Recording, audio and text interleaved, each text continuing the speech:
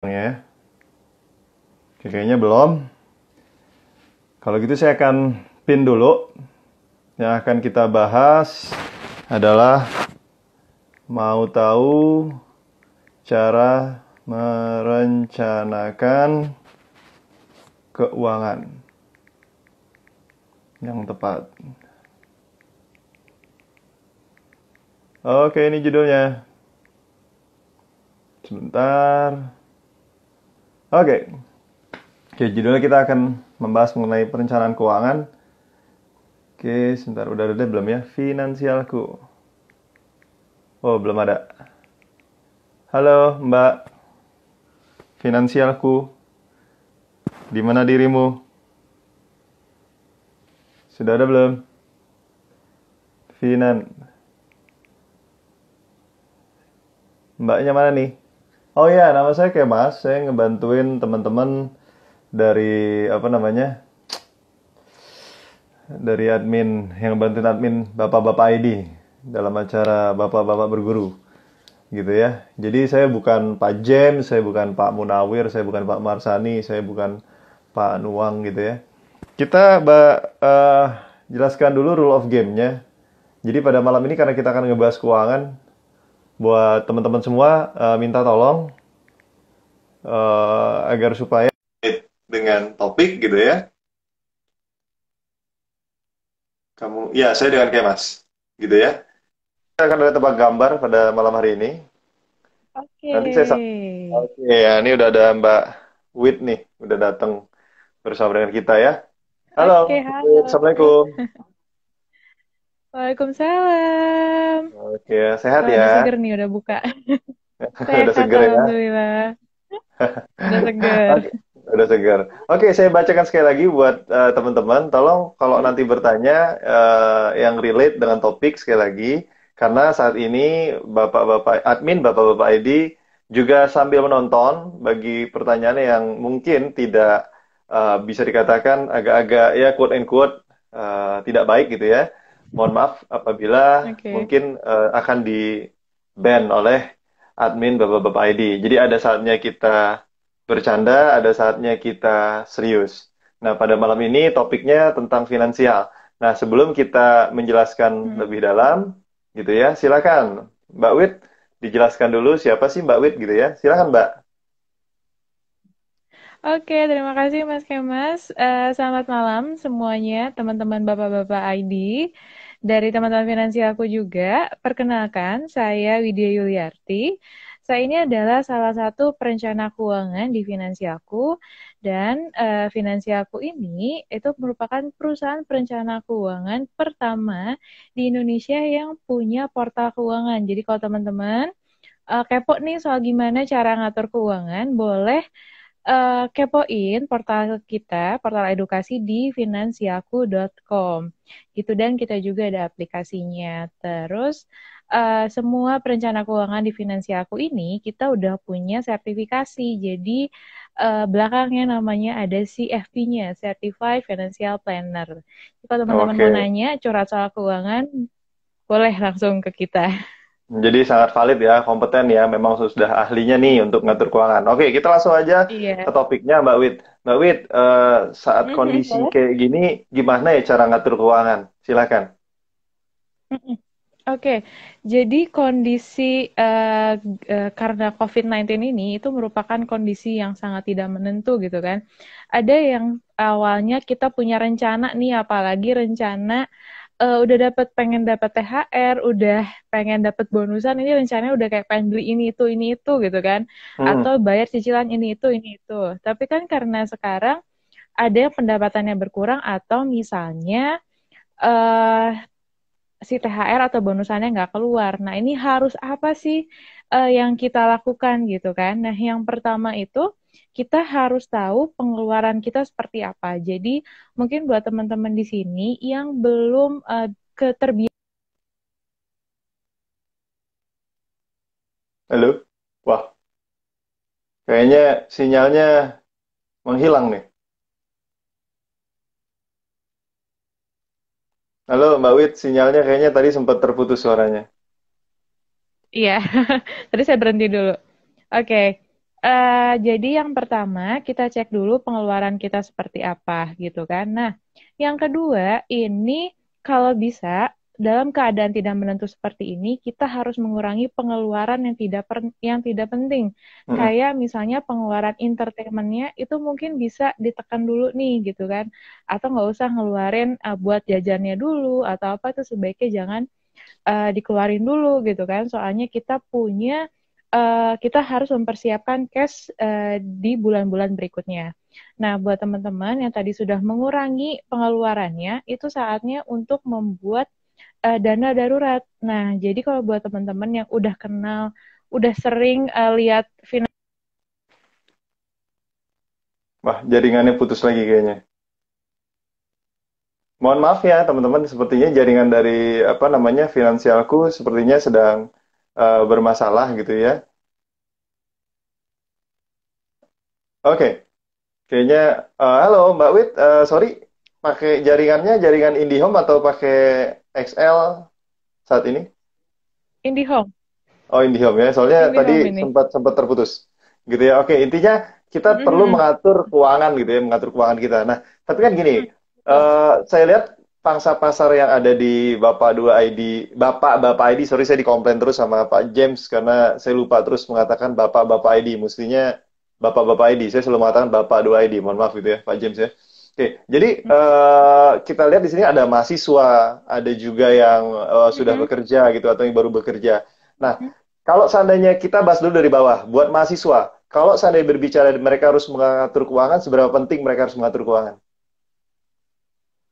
Penting banget. Malah dengan saat kita mulai pengaturan keuangan dari dini, ini nanti saat kita memiliki gaji yang besar, ini kita nggak akan kaget.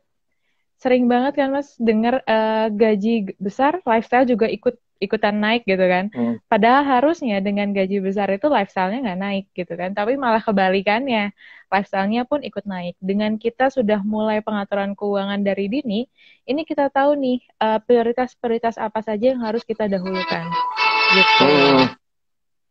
Oke, kira-kira Kayak kalau dari gitu. sisi persentasenya, kira-kira buat mahasiswa perlu Mm-mm. menyisihkan dana seberapa banyak nih untuk berbicara mengenai uang cash, berbicara mengenai tabungan, apa namanya, investasi mungkin gitu ya, atau jajannya berapa, Oke. kira-kira seperti apa? Oke, untuk pengaturan keuangan, yang pertama itu kita harus punya budgeting untuk tabungan dan investasi. Nah, ini minimal itu 20% dari pendapatan bulanan kita. Jadi buat teman-teman yang mahasiswa, kalau mau nabung harusnya berapa sih? Minimal 20% dari uang jajannya gitu. Nah, dua terus puluh si dua persen puluh dari uang persennya jajan ya. 20% dari uang jajan. Jadi kalau iya, seandainya per hari mahasiswa berapa sih uang jajannya biasanya kalau kalau hasil pengamatan dari Mbak Widya? berapa ya? Mungkin sejutaan kali ya, range sejutaan lah kayaknya. Range sejutaan sebulan. Mungkin 1 juta 2 juta kali ya, mungkin Oke, ya. dari 1 juta 2 juta berapa yang mereka harus Mm-mm. sisihkan tadi? 10%. Nah, kalau 1 juta berarti 200 ribu nih, gitu kan, yang harus disisihkan untuk menabungnya, gitu, per bulannya, Hmm. gitu. Oke, 500 ribu per Mm-mm. bulan. Oke, kemudian apa lagi? Oke, oke, dari situ nanti 200 ribu untuk ditabungkan, sisanya untuk sehari-harinya, gitu kan, karena kalau mahasiswa ini kan pasti masih banyak nih kebutuhannya.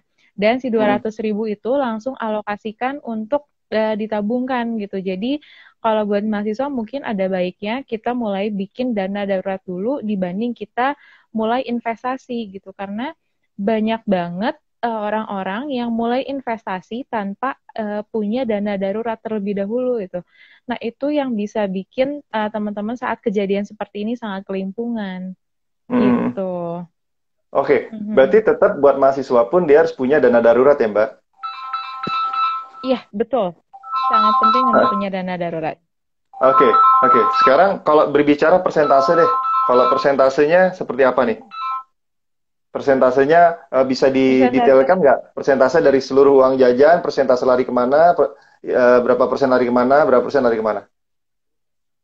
Oke, Silakan, Mbak. kalau untuk mahasiswa yang kalau untuk mahasiswa yang saya sarankan adalah dari uang jajan itu minimal 20%. Kalau misalnya teman-teman bisa lebih dari 20% itu bagus, kalau nggak bisa diminimalin 20%.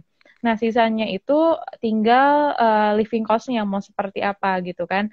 Nah, jadi teman-teman itu dari 20% nanti langsung kurangin juga untuk biaya kos-kosannya yang pentingnya, terus biaya listriknya juga. Jadi dalam pengaturan keuangan itu, dalam kita pengaturan anggaran, kita tuh harus menulis yang wajibnya dulu, baru untuk konsumsi kita sehari-hari Oke, gitu. Jadi yang yang wajibnya dulu wajibnya, ya. mm-mm, yang wajibnya dulu, jangan kebalik gitu. Misalnya buat nonton dulu, baru buat bayar kos. Nah, jangan kebalik gitu kan. Jadi harus Hmm. bayar. Oke, jaringannya terputus lagi.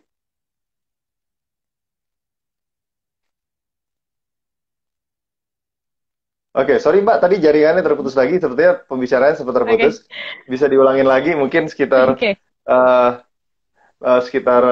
berapa semenit yang lalu pembicaraan sempat terputus. Silakan. Oke, tadi pas terputus aku diem juga sih. Jadi untuk pembikinan anggaran ini teman-teman itu yang pertama alokasikan tabungan atau investasinya 20%. Terus yang kedua biaya kos-kosannya berapa karena saya yakin tiap orang beda-beda. Terus udah gitu juga untuk listriknya, untuk pulsanya itu butuhnya berapa. Nanti setelah itu ada lagi nggak kebutuhan kewajibannya apalagi. Nanti selesainya sisa dari itu adalah uang jajannya teman-teman per bulan. Gitu. Oke. Oke, nah, mahasiswa udah Mm-mm. gitu ya. Sekarang buat pekerja nih. Pekerja sekarang berapa sih kalau seandainya Mm-mm. dari rata-rata yang diketahui oleh teman-teman finansialku rata-rata gaji buat newbie, buat orang yang baru bekerja. Kira-kira berapa tuh, Mbak? Dan berapa mereka harus memulai untuk menyisihkan dana mereka untuk berbicara cash, investasi, apa pengen taruh juga di deposito mungkin itu gimana? Oke, kalau untuk fresh graduate itu biasanya kalau di Jakarta mungkin sekarang udah menyentuh 5 sampai 6 jutaan kali ya. Itu awal-awal biasanya. Terus mungkin sekitaran segitu sih Mas range-nya 5 sampai 6 jutaan. Oke, Sama sama kayak sama kalau pembagian anggarannya itu sama kayak mahasiswa tetap minimal tabungan itu 20%. Tapi kalau misalnya teman-teman bisa lebih besar, itu lebih baik.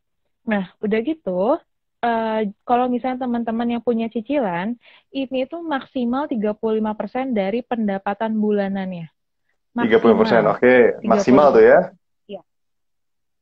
Maksimal Oke. 35%. Jadi kalau punya cicilan, 20% udah buat nabung, cicilannya 35%, sisanya 45%-nya lagi untuk biaya hidup sehari-hari. Gitu. Jadi itu Oke. untuk yang punya cicilan. Oke. Agak ketat memang, Sangat ya, ketat, tapi sangat mau nggak ketat. mau seperti itu. Nah, sebenarnya ada nggak sisi Gitu. kalau berdasarkan riset finansialku gitu ya, yang mengatakan ini ada hal yang bisa mengganggu konsistensi dari si orang ini. Kira-kira part apa aja yang mengganggu berdasarkan hasil pengetahuan dari finansialku? Part apa aja yang mengganggu? Yang pertama, karena baru punya uang pertama kali, itu biasanya langsung beli sesuatu yang diinginkan, gitu kan. Ya, Apalagi kalau misalnya cowok nih, ya kan, gitu. iya bener Tapi kalau banget ya. cowok gitu, yang hobinya saya dia punya motor, terus kayak motor langsung dimodif. Kalau punya mobil, mobilnya langsung dimodif, gitu kan. Nah ini biasanya langsung, loh kok uang gue tinggal segini lagi, gitu kan. Jadi nggak bisa nabung, intinya gitu. Tantangannya sih pasti yang paling pertama adalah kok saya sulit nabung ya, padahal udah punya uang sendiri dan gajinya pun udah lumayan besar gitu. Kok udah setahun atau 2 tahun kerja, kok tabungannya cuma segini-segini aja.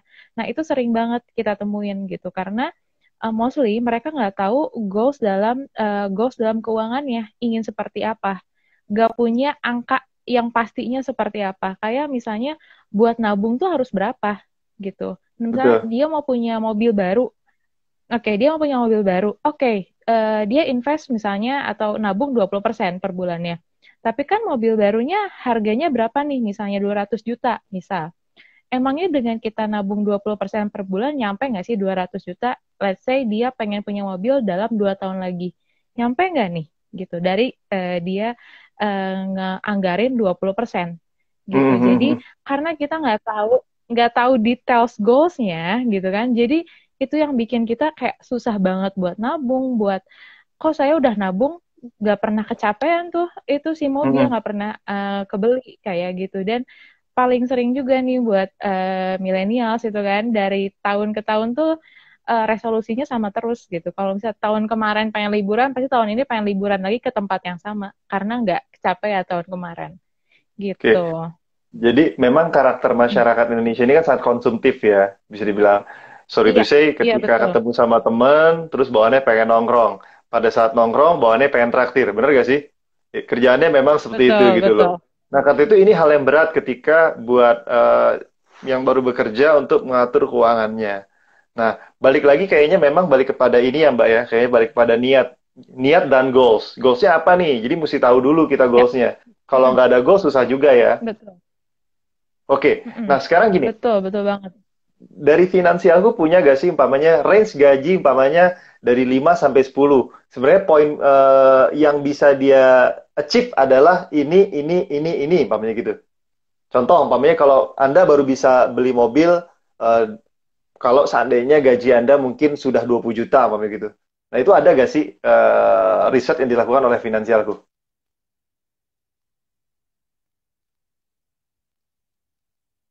Halo? Ya, Oke, oke udah baik lagi. ya. Silakan. Oke. Tadi maksudnya kayak saat lu gaji berapa, lu baru bisa beli mobil Yes, dengan harga berapa. Let's say seperti itu. betul. Betul sekali. Oke, itu itu balik lagi ke kebutuhannya masing-masing karena biasanya sih emang harus dihitung dulu dia pengennya seperti apa. Cuman kalau misalnya kalau yang saya lihat sih ya, kalau misalnya kita udah mau punya cicilan, misalnya cicilan rumah, itu kalau misalnya kita cuman gajinya 10 juta per bulan itu agak susah sih. Susah banget ya. Itu agak agak ketat banget. Iya, itu agak ketat. Itu lebih ketat banget sih kalau 10 juta gitu. Jadi kalau misalnya yang 5 juta atau 10 juta ini kita perlahan-lahan bikinnya. Jadi perlahan-lahan itu dalam financial planning kita kenal yang namanya piramida keuangan. Nah, di dalam Oke. piramida keuangan itu ada fondasi paling bawah itu namanya dana darurat sama asuransi dan juga manajemen utang. Jadi sebelum kita loncat nih pengen punya segala macam, itunya dulu fondasi paling bawahnya kita benerin. Gitu. Hmm. Jadi biasanya kalau misalnya orang yang punya 5 juta atau 10 juta, nih 5 juta ini biasanya kita fokusin untuk bikin dana darurat dulu nih dalam 1 tahun.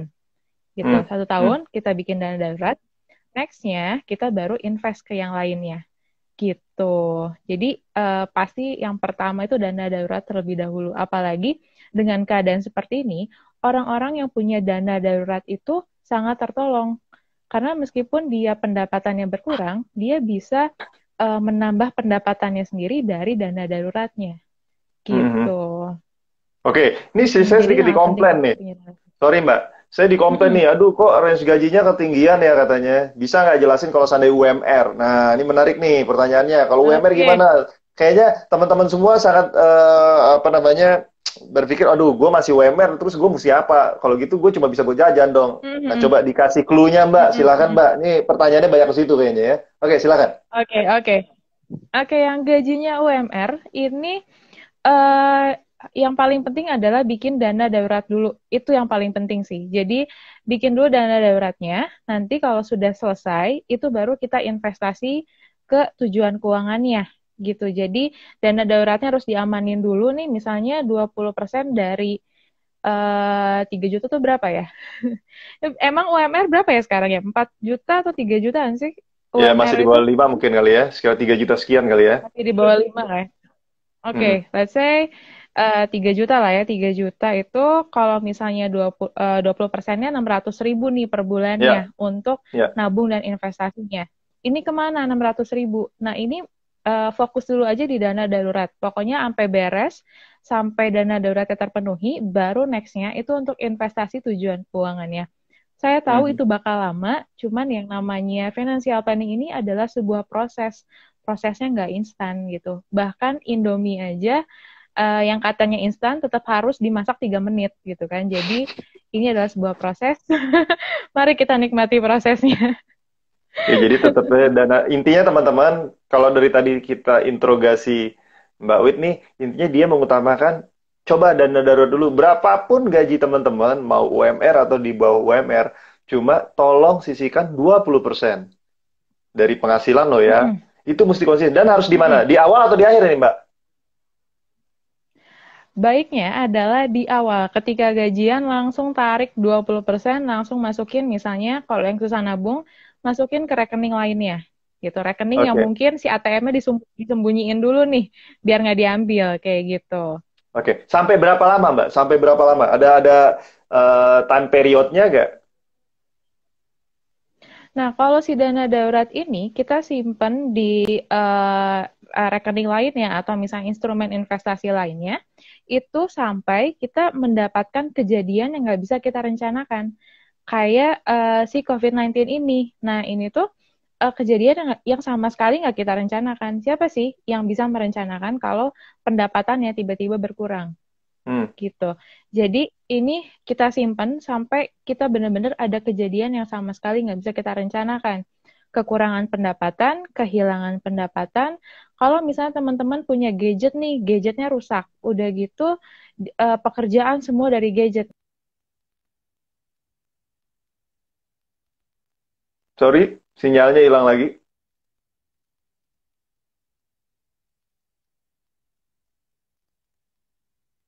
Ya, suaranya hilang lagi. Sinyalnya hilang lagi, Mbak. Sorry, bisa diulang? Oke. Eh, Oke, jadi tadi dari yang kehilangan pendapatan atau kekurangan pendapatan, sama kalau misalnya ada gadget yang rusak nih. Nah, si dana darurat ini fungsinya adalah supaya kita nggak berutang lagi. Jadi kalau Hmm. misalnya ada gadget rusak, mau diperbaiki, kita kan nggak planning nih untuk gadget rusak atau misalnya beli gadget baru. Nah, ini bisa ambil dari si dana darurat ini.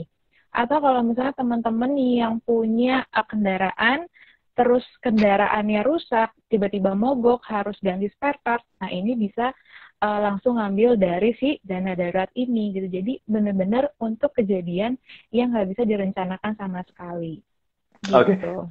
Boleh nggak sih dana darurat ini, Pak Mek, kita beliin emas? Kadang-kadang gatal juga ya kalau seandainya ngeliat uang udah kita simpen-simpen selama setahun, Pak Mek, gitu ya. Apalagi tadi 3 juta, sisihin 20%, berarti sekitar 600.000. Selama setahun berarti sekitar 7,2 juta gitu ya. Nah, kadang-kadang kan kita gatel ya. 7,2 juta mau diapain gitu kan. Anggaplah main nggak terjadi nothing happen lah gitu kan, Pak Mek. Ya, alhamdulillah mungkin motor nggak ada kerusakan segala macam. Itu bisa nggak sih dana darurat ini kita switch menjadi dana, apa kita taruh di deposito atau mungkin kita beliin mata uang asing atau gimana gitu. Oke, kalau misalnya pengen disimpan di instrumen investasi, itu yang misalnya logam mulia atau deposito, itu boleh. Jadi kita pastikan simpan di instrumen investasi yang aman, liquid, dan mudah dijangkau. Nah, tapi kalau saya saraninnya itu kayak misalnya kita taruh di beberapa instrumen. Misalnya tadi 7,2 juta nih, tadi udah nabung setahun nih. Nah, 7,2 jutanya ini coba misalnya 5 jutanya di rekening, 2,2-nya misalnya dibeli emas kayak gitu. Jadi tetap ada yang di rekening karena takutnya terjadi sesuatu dan butuh saat itu juga. Nah, ini bisa langsung ambil dari si rekeningnya gitu. Hmm. Oke, sekarang yang Mm-mm. Mbak katakan tadi investasi yang liquid apa aja kira-kira? Oke, investasi yang likuiditasnya tinggi itu teman-teman bisa invest di deposito, di reksadana pasar uang, sama di logam mulia. Ini likuiditasnya tinggi Artinya gitu. bisa Jadi dengan mudah pilihannya gitu. pilihannya ya. Jadi tinggal taruh Mm-mm. aja di reksadana pasar uang yang mungkin Mm-mm. persen apa namanya kenaikannya pasti ya kalau reksadana pasar uang ya. Kenaikannya sebenarnya dia sama deposito pun sebenarnya ada resikonya, tapi resikonya rendah. Nah, reksadana pasar uang ini adalah kumpulan dari deposito gitu. Jadi dia resikonya sama kayak deposito, resikonya rendah. Jadi kalau misalnya ada perubahan suku bunga Bank Indonesia, dia pun pasti akan berubah gitu. Jadi dia hampir mirip lah sama deposito kayak gitu Hampir untuk mirip imbal ya. hasilnya. Oke, nah Mm-mm. sekarang kan di kita sendiri sebenarnya rakyat Indonesia, masyarakat Indonesia khususnya gitu ya, berbicara Mm-mm. saving, nabung ya, mungkin nggak ada yang takut dengan menabung, gitu ya. Nah, Iya. ketika masuk ke ranah berbicara investasi, ternyata ada instrumen lain nih, Instrumen lainnya biasanya ditawarkan berupa Mm-mm. unit link umpamanya. Nah, unit link ini kan kalau nggak salah, Oke. yang setahu saya gitu ya, itu mengkombinasikan antara Iya. investasi sama kesehatan. Nah, menurut Mbaknya gimana nih? Bisa nggak sih Mm-mm. kita mengcombine antara investasi sama asuransi? Menurut Mbak gimana? Oke. Sebenarnya kita harus tahu dulu fungsi utama dari asuransi. Fungsi utama dari asuransi itu adalah untuk meminimalkan resiko terhadap arus kas keuangan kita. Nah, di fungsi utamanya aja nggak ada kalimat investasi gitu Hmm. sebenarnya. Jadi, kalau misalnya orang-orang menganggap asuransi itu as an investment, menurut saya sih sangat disayangkan karena sebenarnya itu Hmm. adalah proteksi proteksi diri kita gitu kan. Karena takutnya yang namanya sakit, yang namanya kita kecelakaan gitu kan, atau kita meninggal dunia ini kan nggak ada yang tahu. Nah, salah satu cara untuk kita memastikan bahwa arus kas keuangan kita aman saat kejadian itu terjadi adalah dengan memiliki asuransi gitu. Jadi sebagai proteksi diri kita gitu. Kan orang-orang banyak yang nggak tahu nih kalau misalnya kesehatan ini kalau misalnya kita operasi atau misalnya kita let's say patah tulang itu bisa habis sampai berpuluh-puluh juta gitu kan untuk karena Hmm. kita patah tulang aja gitu kita cedera gitu kan. Nah ini kan gak ada yang pernah merencanakan bahwa saya tahun depan pengen patah tulang kan nggak mungkin gitu kan. Ini kan Hmm, betul benar-benar nggak betul. bisa kita rencanakan. Nah Hmm. kita bisa jadi si asuransi ini sebagai bantuan ketika ada risiko seperti itu, dia akan membantu kita untuk meminimalkan resikonya terhadap arus kas keuangan kita. Jadi kita satu nggak akan ngambil dari investasi yang tujuan awalnya tuh bukan buat kesehatan. Nah ini bisa kita minimalisir dengan si asuransi. Jadi intinya arus kas kita aman, asuransi kita, investasi kita nggak.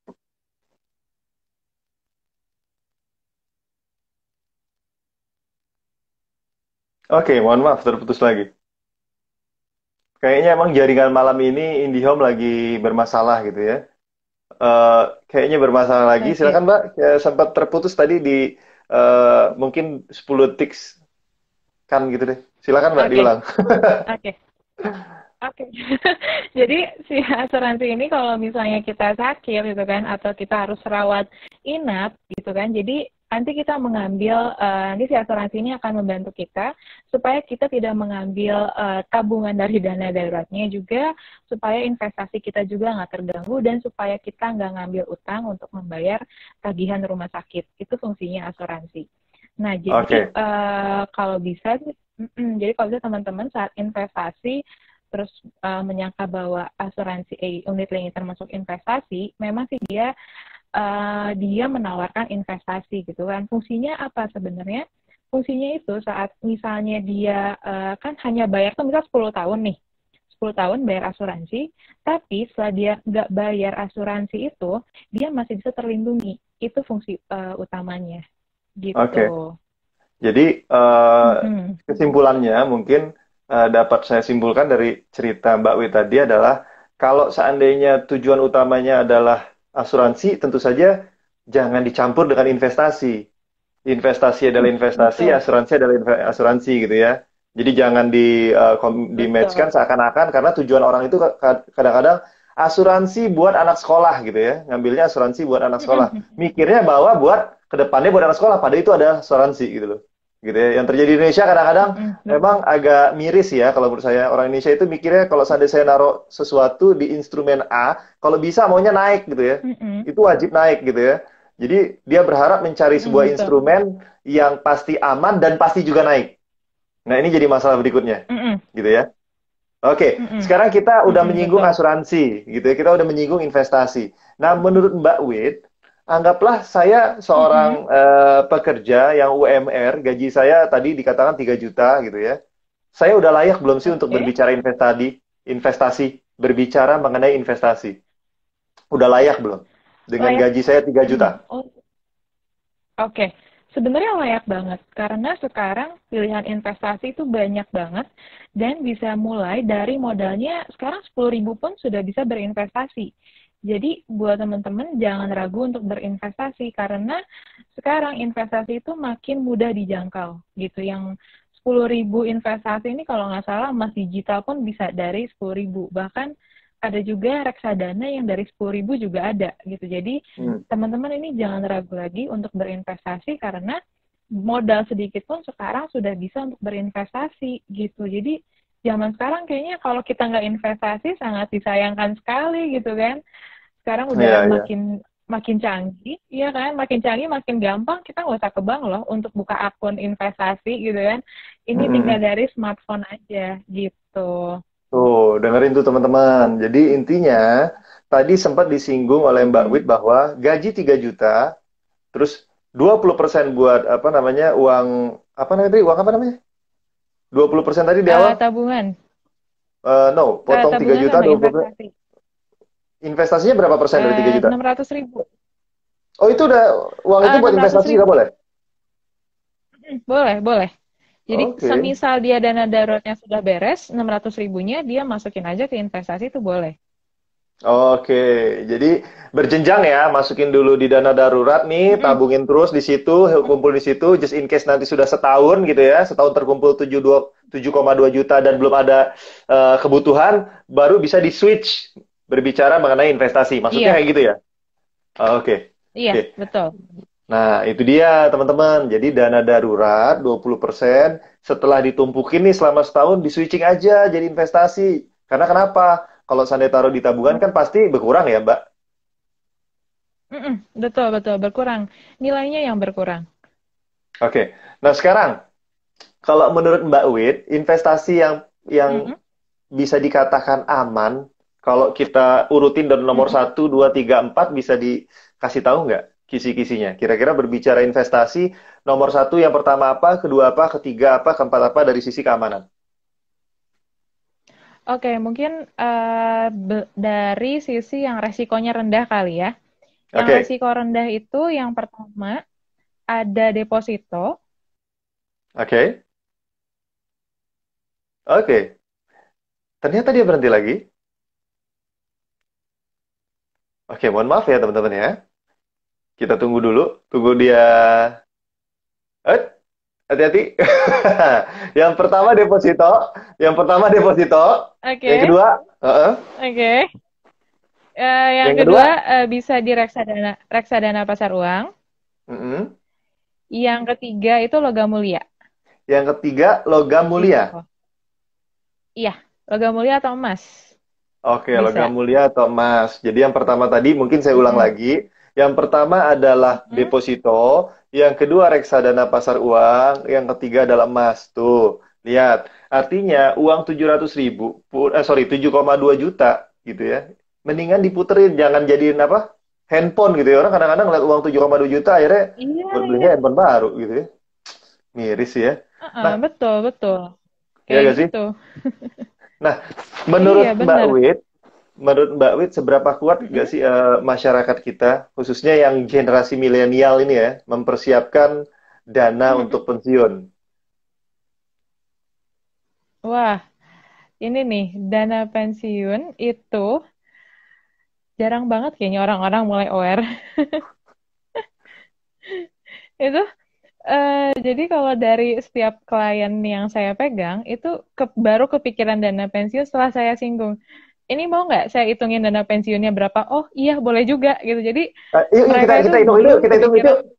kita hitung itu yuk. Coba kira-kira kalau seandainya buat generasi milenial, kira-kira untuk dana pensiun mereka, mereka mesti nyisin berapa sih gitu loh, buat dana pensiun kalau mereka menyisihkan dana ya, Oke, sehingga mereka pensiun gitu loh. oke, oke, oke. Aku sekalian tutorialin pakai aplikasi finansial aku aja kali ya. Soalnya di sini ada cara Boleh. penghitungan dana pensiun. Jadi di aplikasi ini nanti ada rencana keuangan. Jadi ini lengkap banget. Ini tuh kelihatan nggak sih? Nggak kelihatan ya? Nggak kelihatan, Nanti agak-agak lah ya. ngeblur gitu. Oke, agak ngeblur ya. Jadi ini tuh ada penghitungannya untuk dana pensiun, dana liburan, dana darurat pun ada. Perhitungannya kita harus punya dana darurat berapa, karena tiap orang balik lagi beda-beda. Mm-mm. Terus juga kalau misalnya mau beli kendaraan, mau beli mobil, kita harus investnya berapa sih per bulannya. Nah, itu juga Oke. bisa kita bantu untuk dihitungkan kayak gitu. Oke, sekarang dana pensiun. Misalnya usia saat ini berapa nih kita kira-kira? 25 lah Saya, ya? Ada nggak sih? umur saya Apa 22. 20? Saya umur saya 22. Oke, oke, oke, dua-dua. Oke, malu sama jenggot Keluar katanya. kota pasti. Oke, 22 tahun lah ya. Mm-mm. Usia saat pensiun, biasanya pensiun umur let's say 55 tahun lah ya. Atau lima Ya, puluh enak ya? 50 tahun deh. lima pensiun puluh 50. tahun, perkiraan Kecepatan, Mbak. lamanya 56, Mbak. 56. Kecepatan 50. 56 ya? 50 kecepatan ya? Oke, Kecepatan. 56. Oke, 56. Perkiraan lamanya pensiun, jadi dari kita pensiun sampai kita meninggal dunia itu kira-kira mau berapa tahun nih misalnya. Oke, Mm. let's say ya umur rata-rata di Indonesia tuh sekitar 80 tahun misalnya. Oke, Mm. berarti perkiraan lamanya pensiun itu sekitar 30 tahun.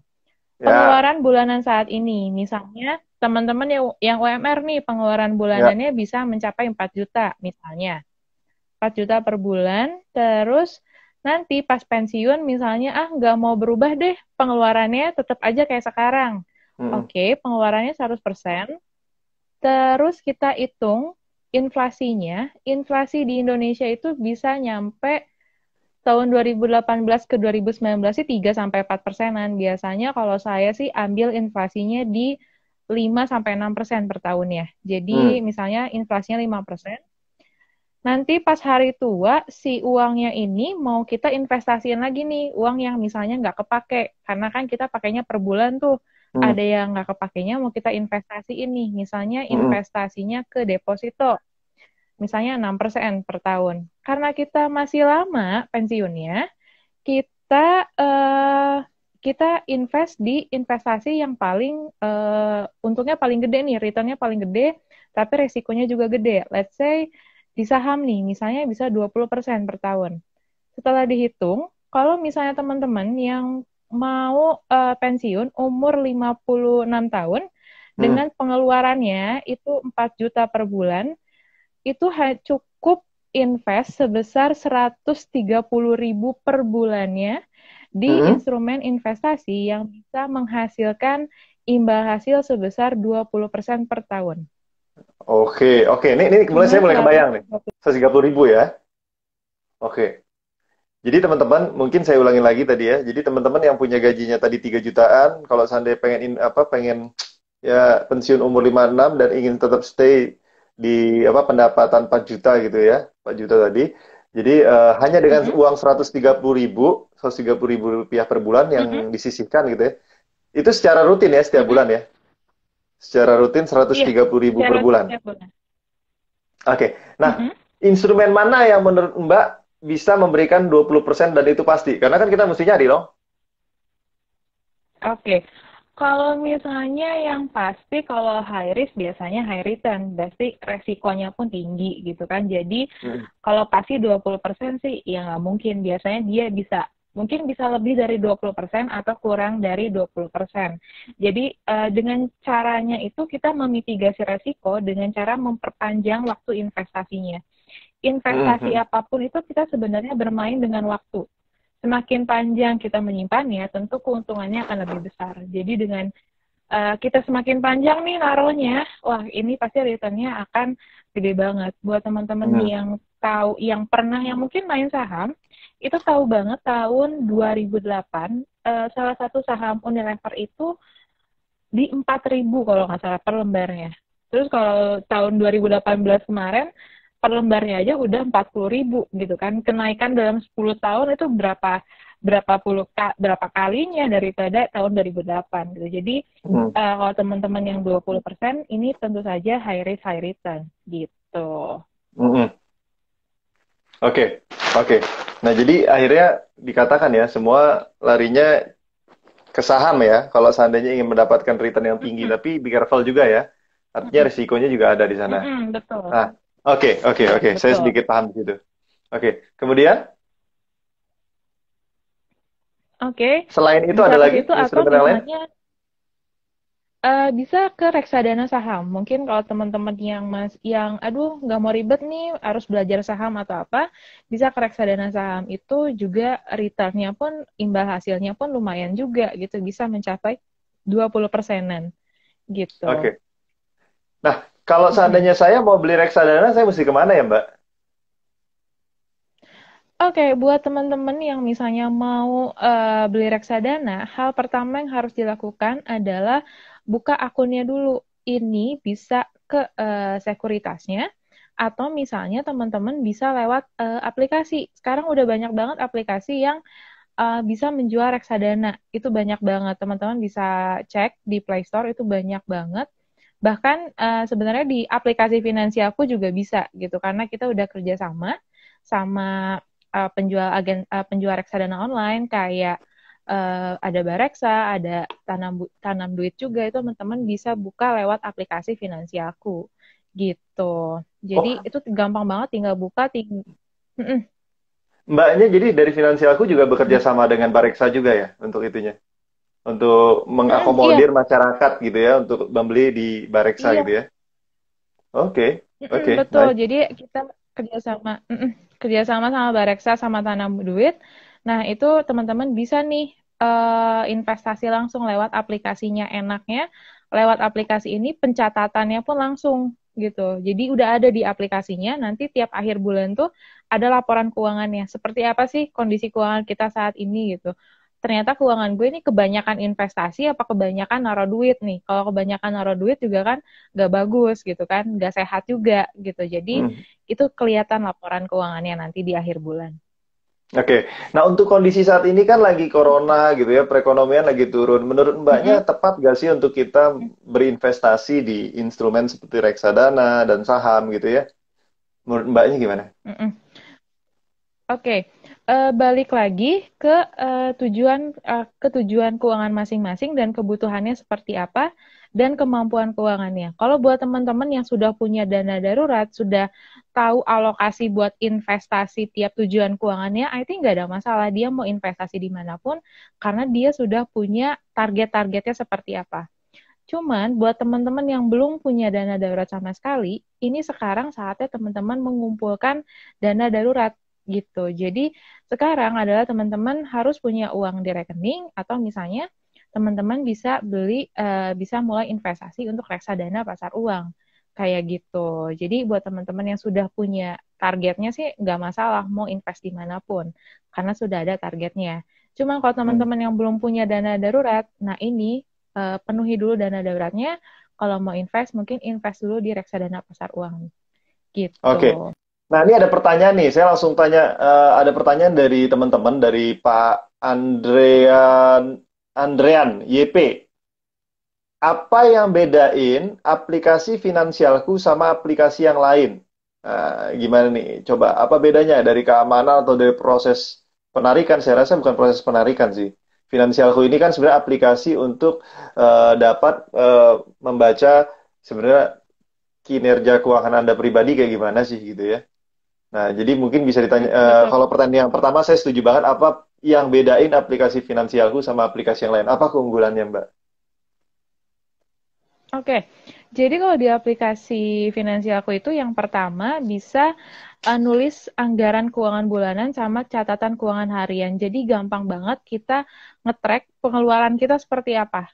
Karena biasanya orang-orang nggak biasa nyatet keuangan harian. Males banget harus nyatet pakai ditulis doang gitu. Enak kalau di handphone ya udah ketahuan, oh ternyata pengeluaran saya hari ini tuh udah mencapai segini.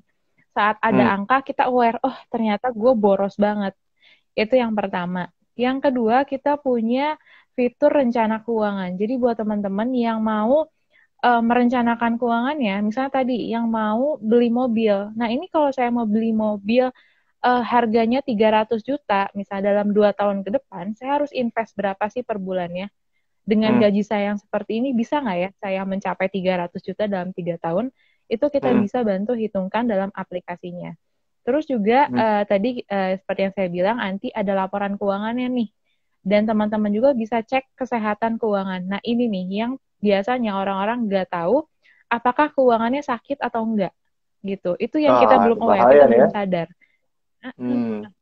Gitu kan. Jadi kita nggak tahu kondisi keuangan kita seperti apa. Jadi kalau banyak teman-teman yang terlilit hutang atau misalnya yang oh kok gue nggak pernah bisa nabung ya karena apa? Karena kita nggak pernah tahu posisi keuangan kita seperti apa. apa yang harus kita perbaiki terlebih dahulu. Nah ini nih, karena tiap orang pasti beda-beda masalahnya. Jadi Hmm. teman-teman, langkah pertama itu bisa cek kesehatan keuangannya untuk tahu kondisi keuangannya seperti apa. Nah, nanti biar tahu langkah pertamanya seperti apa. Nah, habis dari cek kesehatan keuangan, biasanya bingung. Ini artinya apa gitu kan? Ini Hmm. bacanya apa? Rasio apaan gitu kan? Nah, ini Hmm. teman-teman bisa langsung nanya ke perencana keuangannya di Finansialku lewat aplikasi. Ini enak Hmm. banget gitu kan. Jadi Ini langsung gratis chat, berbayar gak sih? Mbak, ini. Nah, untuk pengguna baru itu kita gratis 30 hari. Jadi kita kasih gratis, Hmm. silakan digunakan 30 hari. Nanti setelah Hmm. 30 hari terus udah, oh ternyata nih aplikasinya oke banget gitu kan, pengen diperpanjang, pengen mendapatkan fitur yang sama, ini teman-teman nanti bisa di-upgrade gitu. Hmm. Hmm. Oke. Nah, ini ada pertanyaan nih dari Mm-mm. Pak Casa Vanilla. Itu biayanya berapa tuh per tahunnya tuh untuk langganan? Oke, Oke, kalau untuk biaya per tahunnya itu di 350.000, kalau misalnya per bulannya di 35.000 Oh, gitu. oke, murah. Jadi Saya sebenarnya lebih rasa hemat per cukup tahun lah ya. sih. Mm-mm. Masih terjangkau lah Gitu ya. kan, udah bisa ya, udah bisa nyatet keuangannya, udah bisa ngerencanain keuangan, dan bisa chat juga sama perencana keuangannya, kapan lagi gitu kan. Oke, oke, oke, oke. Ini ada pertanyaan lagi nih Mbak Oke. dari Pak Hmm, Arman gimana? Linui. Dia tanya gini, Pak, Mm-mm. tolong tanyain kalau dana darurat kita pakai buat bikin usaha supaya ada pemasukan selain dari kerja kantoran itu baik apa enggak? Ada advice katanya. Nah, bisa bisa nggak tuh? Oke. Oke, kalau untuk dana darurat jadiin dana bisnis itu nggak bisa. Jadi itu dana darurat dan dana untuk memulai bisnis adalah dua hal yang berbeda. Karena balik lagi nggak urgent. Karena kita bisa merencanakan dana untuk memulai bisnis. Kayak gitu. Jadi Mhm. kalau misalnya tujuan keuangannya yang masih bisa direncanakan, nah itu bukan termasuk keadaan yang darurat gitu. Kalau keadaan yang darurat itu yang sama sekali tidak bisa direncanakan.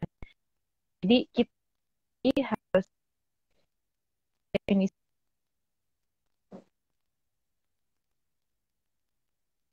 Sorry, keputus lagi. Oh,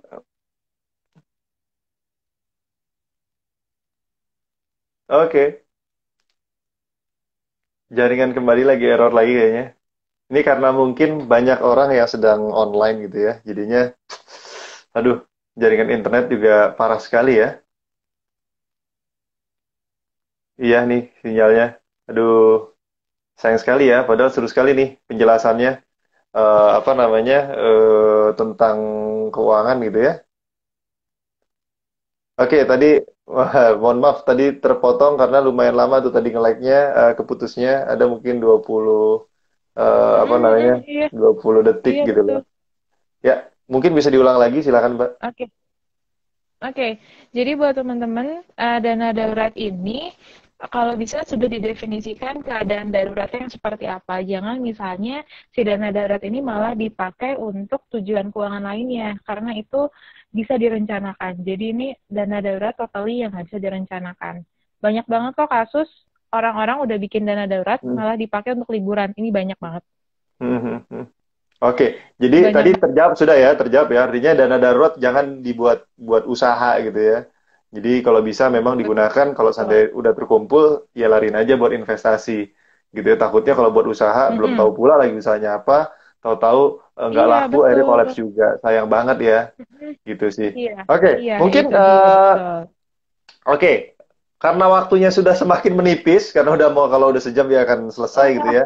Mungkin ada ya. yang ingin disampaikan untuk terakhir untuk menit-menit akhir gitu Mbak, silakan buat warga Oke, Bapak-bapak ID di sini silakan. oke buat teman-teman, buat warga Bapak-Bapak ID, saya pesan satu, jangan lupa untuk mulai menganggarkan untuk tabungan dan investasinya minimal di 20%. Dan langkah pertama dalam financial planning adalah tercapainya dulu si dana daruratnya. Kalau dana daruratnya sudah tercapai, itu baru deh boleh investasi kemanapun yang sesuai dengan tujuan keuangannya teman-teman. Jangan lupa juga teman-teman juga harus punya tujuan keuangan yang details nih. Jadi biar tahu goals-goalsnya akan kemana. Mungkin buat teman-teman yang dari sini masih ada pertanyaan, itu boleh banget tanya uh, ke DM-nya Finansi Aku, atau misalnya boleh juga tanya ke saya langsung lewat aplikasi Finansi Aku. Jadi boleh nih teman-teman silahkan di-download aplikasinya, nanti boleh bertanya di aplikasi Finansi Aku gitu. Oke, terima kasih Mbak Oke. Wit sama tim finansialku. Tuh teman-teman dengerin ya, intinya adalah jangan konsumtif, tetap harus menyisihkan uang, mau Mm-mm. 10%, 20% Mm-mm. silakan aja. Yang penting mulai belajar event kalian masih, mumpung yang masih kuliah nih, mulai menyisihkan uang. Jangan cuma Mm-mm. pacaran doang tuh. Kalau pacaran doang Nah, ngabisin duit gitu betul. ya. Padahal ya Pak James sama saya juga dulu begitu. Oke, yang penting intinya sisihkan duit buat berinvestasi gitu ya. Semakin banyak semakin Oke, bagus, oke. tapi yang penting mulai. Itu pesannya. Yang penting dimulai, Iya, jangan betul. jangan nggak mulai-mulai. Nanti deh. Akhirnya yang terjadi kita Iya, iya. cuma at the end cuma jadi orang yang kerjaannya jajan. Walaupun saya tahu orang dengan orang jajan roda perekonomian jadi berputar pastinya begitu. Tapi ya sayang aja Mm-mm, kalau betul. uangnya sepanjang hidup cuma buat jajan. Oke, saya rasa cukup sekian dari Oke. saya mewakili admin Bapak-Bapak ID gitu ya. Dari tadi banyak orang bertanya siapa saya. Saya Kemas, saya moderator aja, adminnya bukan saya gitu ya. Adminnya ada Pak James, Pak Nuang, Pak Marsani. Mereka orang-orang yang sangat hebat. Saya cuma bisa memoderatori saja. Dan terima kasih juga buat teman-teman finansialku. Saya mewakili mereka, minta maaf kalau ada salah perkataan. Buat teman-teman semua, ingat, mulailah ngatur duit dan investasi. Wabillahi taufik wal hidayah. Wassalamualaikum warahmatullahi wabarakatuh. Sampai jumpa. Terima kasih. Mbak Wid, salam buat teman-teman ya. Iya, iya, Assalamualaikum. ya, makasih Mas Kemas. Waalaikumsalam.